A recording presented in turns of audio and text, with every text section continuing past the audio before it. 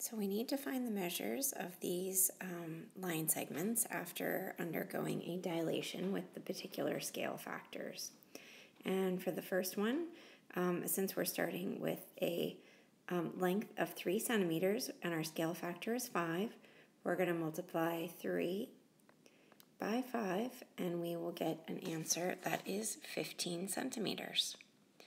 For the next one, we're going to do the same thing, but we're going to multiply 3 times 3.7, and I'm going to do this vertically, and just remind you that when you're multiplying with decimals, you sort of ignore the decimal to start, and so I'm going to do 7 times 3 is 21, 3 times 3 is 9 plus 2, which is 11, and I have one digit to the right of my decimal point, so I need to move my decimal point left one spot.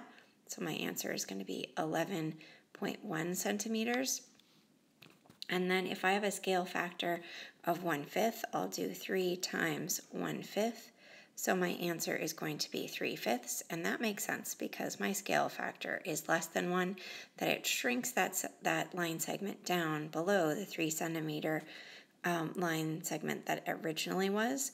And with a scale factor of s, well, we've been multiplying this entire time, so it is going to be 3s, and just leave it as that.